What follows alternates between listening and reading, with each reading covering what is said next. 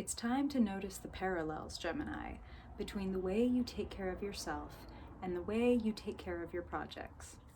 Hi, welcome to Zero's Journey, where we are navigating to the place we want to get with curiosity, courage, compassion, and creativity. Because when we bring those things with us in any situation, they serve us and get us where we would like to be. So before we get into the story of your month and really start getting into the map, we got to talk about your North Star, the point that Spirit wants to guide you toward no matter where you find yourself. If you orient yourself toward this month, you will find truth, you will find clarity, okay? So for you this month, Gemini, appropriately in Scorpio season, your North Star is Underworld, is the realm of the shadow, as they say, the realm of the unconscious. And as soon as I picked up this card, Spirit started talking about your health and routine. And sure enough, did a little quick mental math and realized, well, of course, because Scorpio season, the sun is in your house of health and routine. How do you take care of your body? How do you take care of your life? How do you do the routine maintenance? And how do you hold it? Do you hold it as a hassle? Do you hold it as an afterthought? Do you hold it as a priority? Do you hold it as a worst case scenario, sort of last ditch effort? Oops, I just realized I'm at the end of my rope. Maybe I'll paint my nails. Spirit's being funny, but if you're out there and you hear this and this resonates with you, it's time to compost habits that are built on old unconscious programming. So things that we learned in childhood, things that were modeled to us growing up that may or may not have positively affected the way we consider our worth. And Spirit's talking about framing the way we take care of ourselves, take care of our bodies, take care of our homes, etc. All things ruled by that sixth house, the house of work and routine that the sun is in for you right now. They want to reframe from any I shoulds or I musts or I have tos to I deserve to enjoy the way I feel in my body. I deserve to feel peaceful in my home because, physical clutter is mental clutter. I'm worth taking the time out to take care of myself because this is going to serve me. I'm worth it, simply. And yes, there's some, the sixth house is ruled by Virgo, and there is some Virgoan, if I do it right, I will be rewarded there. And let's just go with it. That is also something that Spirit is bringing forward, so I'm just going to share that with you. Taking care of yourself is a worthwhile endeavor for more than one reason, this month and always. So, the underworld. Yes, Spirit's talking about your body and your routine. What else about the underworld? If any of you Gemini folks, whether sun, moon, rising, dominant, find yourself in a kind of void space, a space of, I don't feel like doing much. Maybe there's some apathy, maybe there's some boredom, maybe there's some, I keep trying things and I keep, failing, or they keep not working out, or I keep backing off of them, or what have you. I want to invite you to take this moment to give yourself some compassion. My cat is trying to make sweet love to my tree. Sorry, I had to get that out of the way. Okay. Love you, practice. Stop. They want to invite you to let go of any judgment and shame that you have. You're not to blame. You were working with the tools that you had. And now you have more information, more access, more resources, and we can do things differently. And we can enjoy the way that we feel in our body, in our home, in our work. Spirit referenced your projects when we first got together. Talk about the underworld. Often when we are really good at something and have everything in place and we're really excited about it and consciously speaking, we're all about it, but we haven't gotten there yet, or there feel like hooks or hang-ups, as they say. There is something in our unconscious that is arguing with our conscious desire. Yes, I want to be rich and famous. No, I don't want anybody to know that I exist. You know what I'm saying? Okay. We want to get into the underworld. We want to get into what might be some secret chains that you have maybe not applied to yourself. Maybe parent, school, religion, organization instilled a belief or a structure or a system in you that is no longer befitting of you. It may not be, it's not your fault. And then it never is. Okay, let me just say, the whole fucking point of this channel is no blame, no shame, no judgment. Courage, curiosity, compassion, creativity. We can work with this. We can alchemize this. This is a good thing. You know, it's like Alcoholics Anonymous. Wow, killjoy. It's like Alcoholics Anonymous. Like, to solve the problem, we have to recognize that we have one. And you recognizing where you might be perpetuating some of the same old ideas or same old punishments or same old thought programming that you really don't want to have anymore. And maybe a big part of you feels like, oh, I'm totally over that. You know, I left that religion, or I left that school, or I left that system, but it's still like talking. It wants to be addressed. It needs to be looked at. It needs to be faced. Now, you know, Spirit, I happen to be filming this on Halloween Day, and Spirit is now showing me like Freddy Krueger and Nancy. So it's totally like, I need to turn around and look at this and deal with this situation. So, Underworld, appropriate. Now, all of that said, let's get into the story of your month. Ooh, okay, Spirit. For Gemini Sun, Gemini Moon, Gemini Rising, Gemini Dominant folks, what do they need to know for their highest good in the month of November? What do they need to know for their highest good? Month of November. Where are they in the story? What's crossing them? What are the challenges? Wow, cards just flying out. What are the challenges, and who are the allies? What are the benefits? What do you want Gemini to know about this month for their highest good?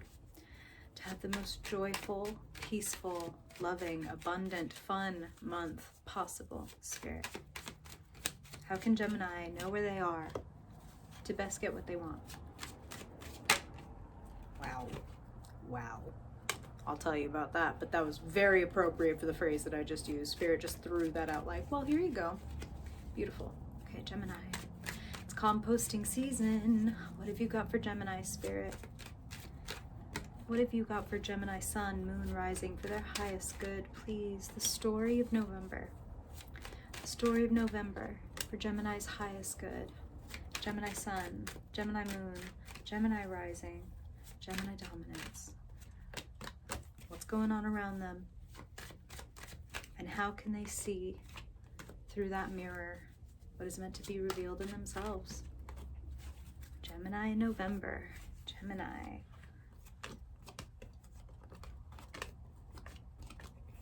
Perfect. Okay. Let's do it. Woo! Wow. Composting season. I mean, Scorpio season couldn't be more appropriate. Death, underworld, Spirit knows what they're talking about. They never get it wrong. They don't lie. Wow, beautiful. Okay. Wow, Gemini. Jeez. Okay.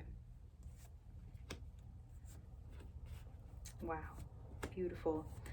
You have some really beautiful, wow, holy crikey. Okay, beautiful. That's a good holy crikey. If I don't know if anybody says that. All right. Ooh, this is a month for, as cliche as it may sound, a new beginning. This is an ideal time for you. All of the energy here is it feels like Spirit, universe, energy, God, however you like to think of it, whatever language you like to use for the universal love, for the big love. They are conspiring to help you move on. It's like big, wow, Spirit just used the phrase loud and clear, greener pastures. Greener pastures. Like, and I want to say, if any Geminis are having trouble letting go of something, anything, okay, listen, here's where Spirit is really asking me to pause and say, if you find yourself listening to this reading, then this message is for you. That's not like an algorithm trick or some bullshit. Like, I'm not interested in any of that. I'm here to do my business, which is Spirit's business.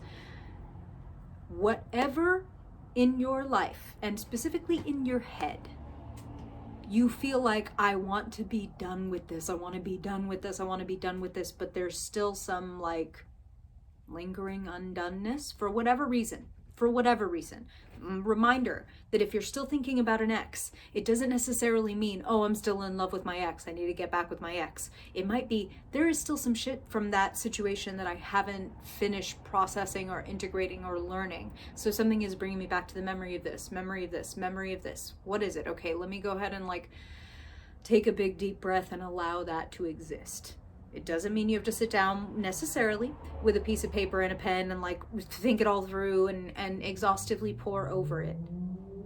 But the more that you resist it, or even worse, try to like push it out of your mind and be like, I'm over it, I'm over it, I'm over it, I've moved on. Kind of the same way that people, if you're a nice person, you don't have to go around telling people how nice you are, or if you're funny, you don't have to tell people that you're funny, like they just know. If you're over something, then you're not talking about it anymore. So you don't have to tell anybody that you're over it, you know? And that's, again, no fucking blame, no fucking shame, no fucking judgment. Whether this is something in your recent past or your deep past, showing up in your past is the 10 of Swords. Leaving something behind, understanding that in some way or another you have been defeated. And I put that in the bunny ears, I put that in the quote marks because defeated is relative. You may not have gotten what you wanted. And sometimes we don't want things that are good for us. You know what I'm saying? And that's just what Spirit is saying. No blame, no shame, no judgment. This could have been even like, let's say, for example, a wonderful person that you wanted to partner with and it didn't work out or whatever. This is not for you. There is something new next for you. Okay? And we'll talk more about it, but Spirit is saying, okay, whether that's the relationship, I can talk. The relationship thing is a hypothetical. Maybe you wanted a job really fucking bad, really bad, and it was a huge disappointment and a feeling of defeat to not get this thing. And to be forced now, here's the center of your reading, to move on. Death crossed by the 6 of Swords, but this is a wonderful omen. Here's the thing.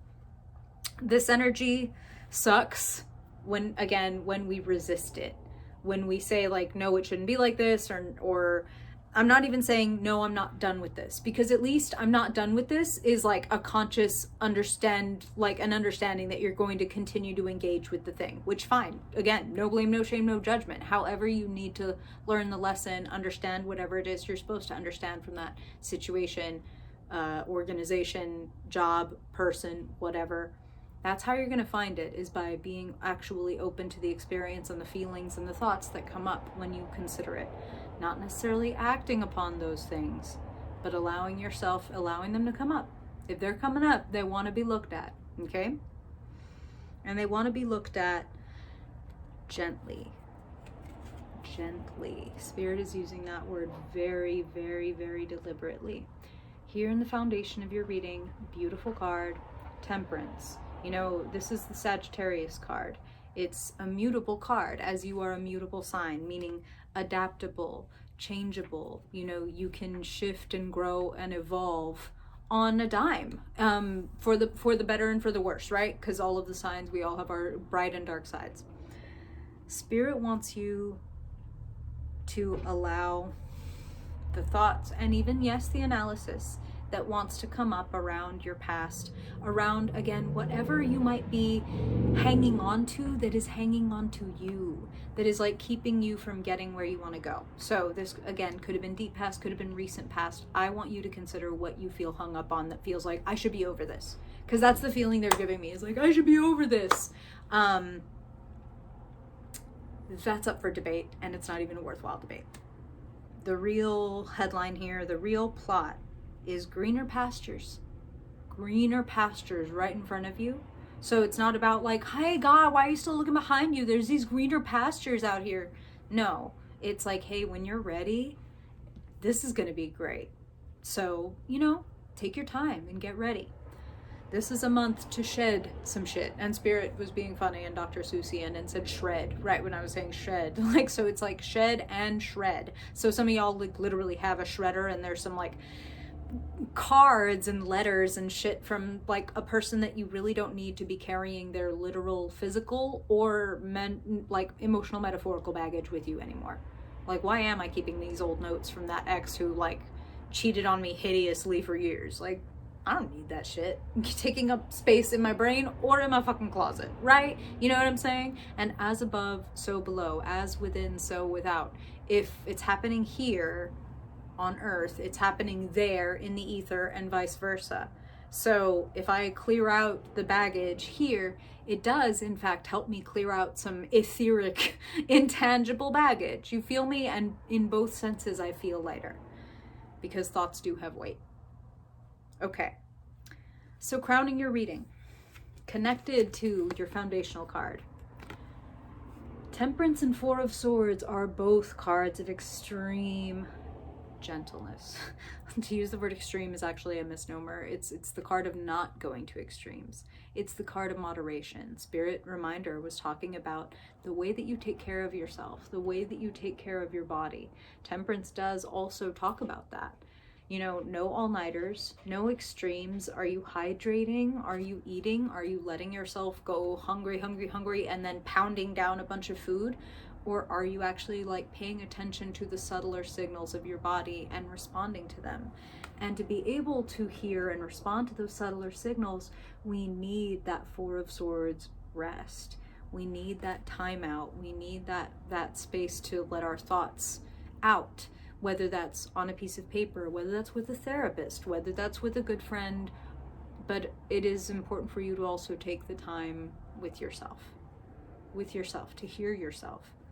And Spirit is saying this, and it's like, oh gosh, I'm sorry, because English and words are cumbersome and clumsy, but they're like, even if you're wrong, even if you're thinking about that love of your life, that you feel like that person is and they're never coming back or whatever, and you're like, no, that was it, that was my person, that needs to be thought too, even if it doesn't turn out to be true, even if your thoughts do change.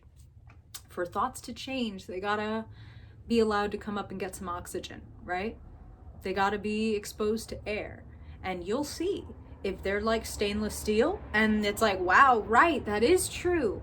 Or if as soon as that fucking thought, that shit is exposed to the air, it oxidizes and rusts and becomes brittle and broken like a motherfucker, because no, that shit was never true to begin with. So bring it out. Don't judge it before it has a chance to get some air. You know, a lot of times we can think something.